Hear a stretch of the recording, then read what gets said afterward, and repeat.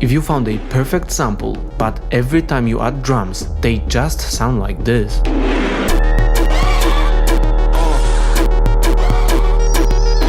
then you're probably making one of these 4 mistakes that I used to make. So, hi, I'm Benny. I've studied almost everything there is to know about sampling like Kanye West, helping hundreds of artists to improve at sampling, and today I'll show you why your drums sound out of place, why you overcomplicate them, how to actually process your drums to not drown them out, and the usual trap beginners fall for. So let's just get started with mistake number 1, which is that your sounds aren't cohesive. And there's 2 parts to this. 1 is that they don't match your sample, and 2 is that your drum sounds don't match each other. So basically what you do is you download a ton of different drum kits, and then when you start picking your drums, your kick comes from this drum kit, and then the snare comes from this drum kit, and then the hi-hat comes from somewhere else. And so basically you have all these sounds that all come from different places, which it would be fine if you guys actually paid attention to whether your sounds match. But oftentimes what happens is you just start picking whatever kind of sounds good, and you don't pay enough attention to whether the things you have play nicely together. So to actually show this off, let's build up this beat a little bit so we have some context. And so what I started here with is this sample from Blackjack called Counting on You. So I warped it to tempo, I pitched it up 4 semitones, and it's going to sound like this.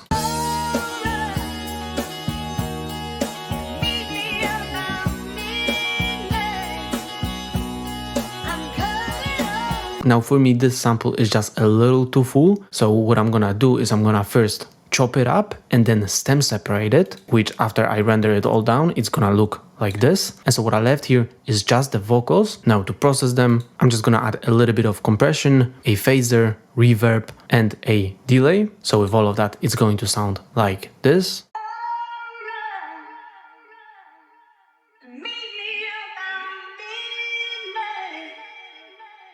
And now to add the instrumentation back into the beat, I grabbed this able bass and I made this pattern with it. Then I grabbed this default preset from a Juno synth.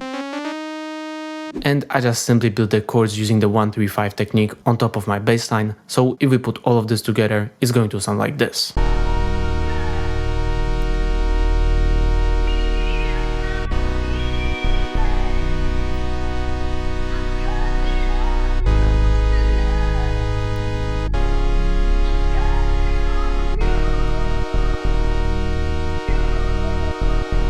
And so now we can finally move on to the drums. So basically the easiest fix to actually make your drums cohesive is to just not rush it when you're picking your sounds. Actually take your time and make sure that everything that you pick has some common ground. So for me, this beat kind of sounds like something off of Kanye West Jesus. So I think that's the direction I'm gonna go for with my drums. So what I start off with is this breath, which it actually comes straight from Jesus because it comes from Black Skinhead, and I play this pattern with it.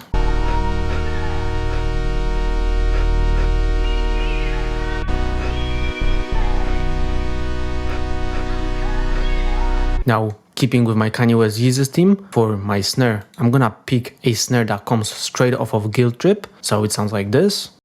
And as for the pattern, I don't do anything complex, I literally just do the usual 2 and 4 for the snare placement, so now the drums sound like this.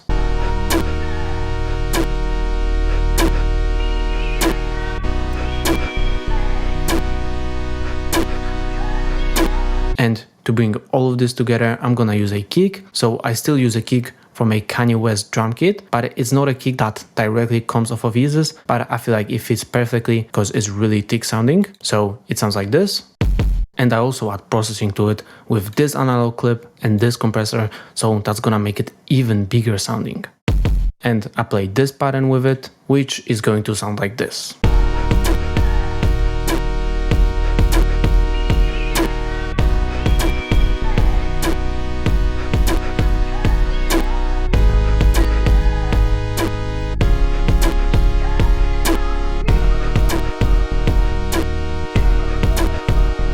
Now, one more thing I do for this pattern is I actually want a little bit of a switch up every like 2 or 4 bars. So what I do is I actually chopped out this one shot from a different drum break. And so that's the one shot right here. If I zoom in and play it to you, it sounds like this.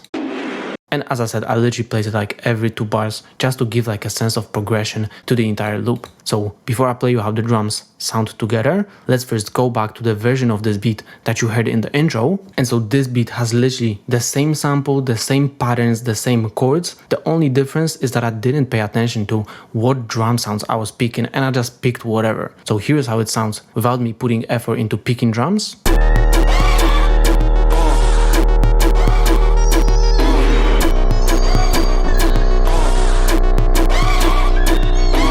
And here's how this beat with actual proper sound selection sounds.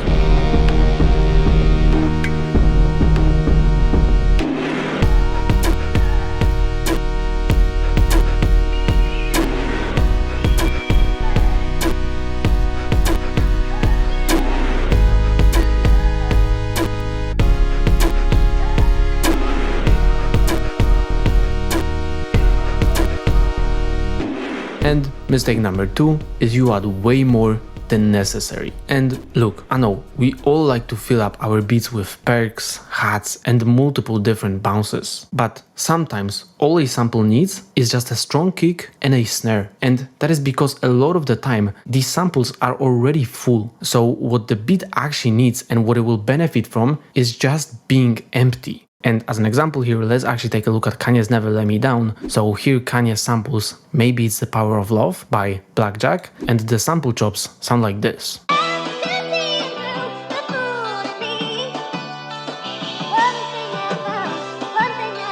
And so in the original song, Kanye does interpolate this sample, but for the sake of this remake and this example, the original sample will do. We do not need to interpolate it ourselves. And so basically, after we take this sample, add bass to it, a guitar, and a piano to it, it's gonna already fill up the beat. So if I play you the entire remake just without drums, it's going to sound like this.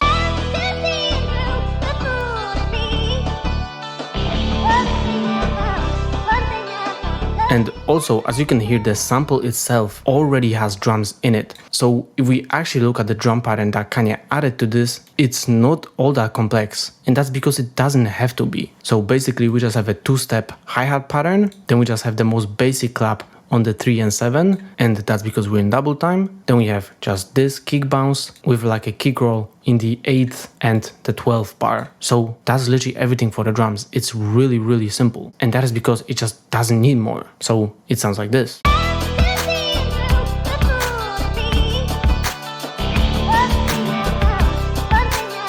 And to just quickly show you an example of this with my beat, let's just quickly take a look at this track. So at the top here, I have a sample called I'm Never Gonna Say Goodbye, and chopped up and pitched up, it sounds like this.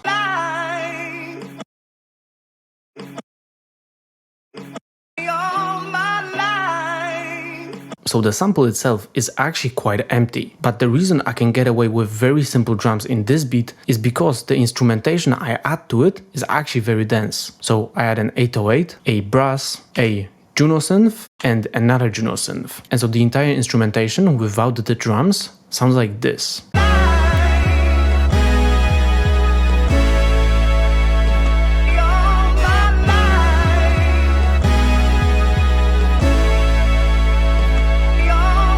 And for the drums, my pattern is really simple. It might look complex right now, but let's actually break it down. So first of all, what we have here is just a simple snare on every 2 and 4. But instead of using 1 snare, I actually use 2 snares to layer them. So I have these 2 snares, and with the full beat, they sound like this.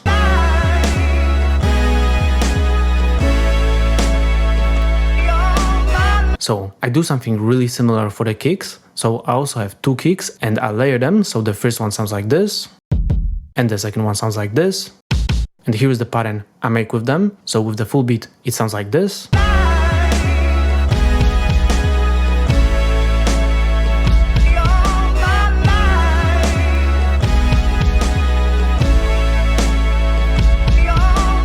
And just to finish this off and add a little bit more bounce to the drum loop, I grab one more snare that I use as a perk, and I make this pattern, which, to be honest, that is the only actual complex pattern in this drum loop. And yeah, that's actually all of it. So if I grab all of this and arrange it all out, here is how it's going to sound.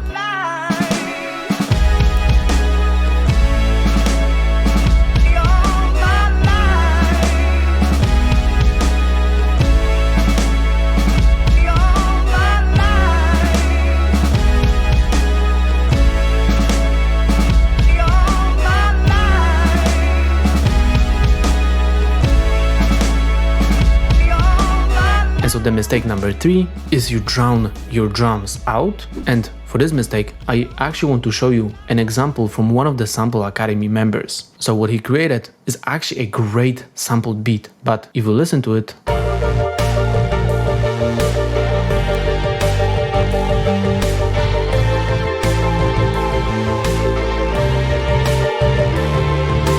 the first problem is that the mixing itself isn't the best overall, but more specifically the drums are just so underwhelming. And it's not because the pattern itself is bad, like if we listen to it, it's actually quite good.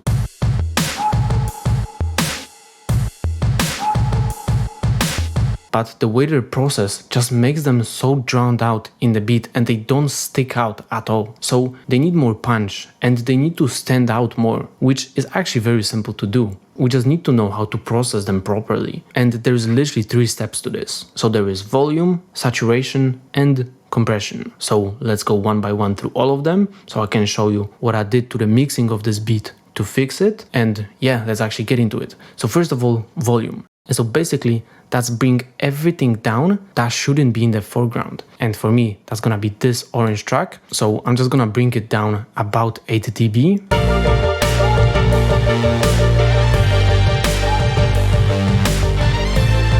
And another thing is gonna be this blue track at the bottom, which has some vocals in it. So I'm gonna bring it down about minus 10 dB.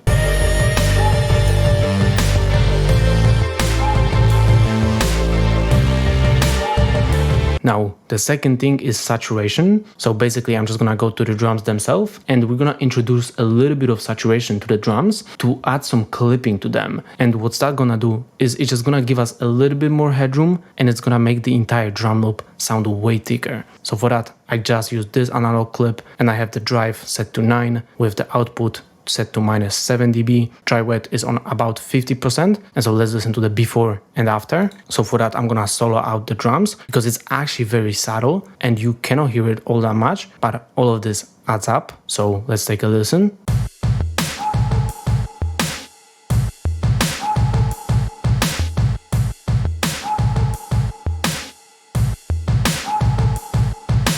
And the third thing is compression. So basically we're just gonna do about minus 3 dB of gain reduction to squeeze the juice out of the drums. And then I'm just gonna boost it back up with the gain knob. So overall we're just gonna peak at about the same level while making the drums sound louder overall. So let's actually listen to the before and after.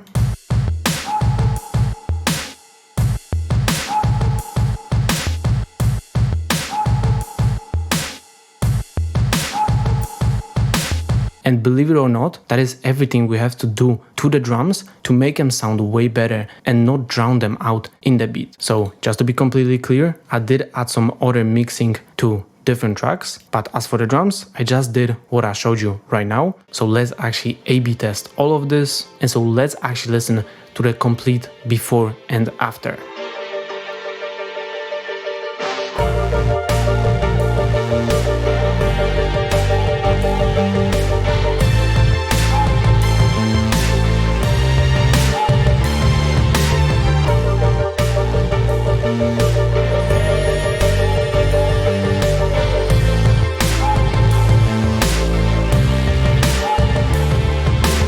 And for the mistake number 4, we're gonna talk about the usual basic pattern trap. So how many times have you watched a tutorial about drums where you got told to put the kick on 1 or the snares on 2 and 4, or you got told to make the loop be 4 bars or 8 bars long? Because I assume quite a lot, if not every drum tutorial out there. And while this isn't bad advice, especially if you don't know where to start, it's kind of detrimental to your creativity. Because in music, you can't just say do this and do that for every single beat and every single song. And while, yeah, most of your beats will probably have the kick on 1 and the snares on 2 and 4, and your loops most of the time will be 4 or 8 bars long, what's important is to not be scared of experimenting and going outside of that. So as an example for this beat, I use a sample called That's What Friends Are For by Tony Warwick, and I got it on tempo, pitched it up 5 semitones and chopped it up, which sounds like this.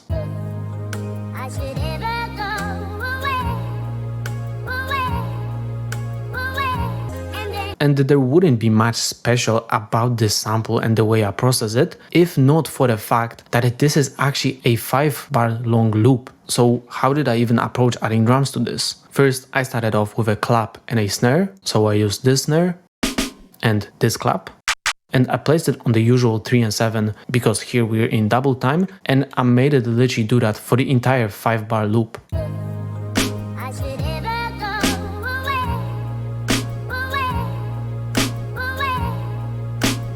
Now I grabbed this kick and I made this bounce with it, which for the most part I just repeat what's happening in the first bar. You can see that it's pretty much just copy and paste. I just delete this second kick here, and the only thing that's different is just this second bar. So you kind of can think of it as if I had this 4-bar loop, but I just squeezed in an additional bar into here. So with the snare and the sample, it sounds like this.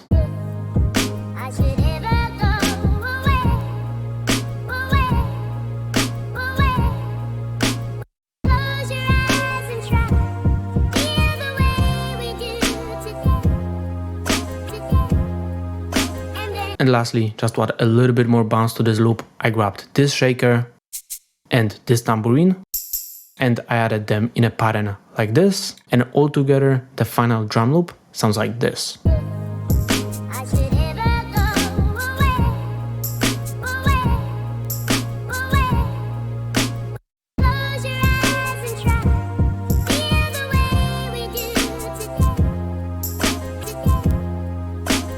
So if I was scared of going against the common advice of like placing the kick and snare on the 1 and 2 and 4, then this is a beat I would have never made. And just quickly, let's take a look at what I add to this beat to finish it up. So first of all, I add this bass, and here is the pattern I make with it. Then for the chords, I grab this Juno synth, and I just build my chords on top of my bass line. So the chords and the bass line sound like this.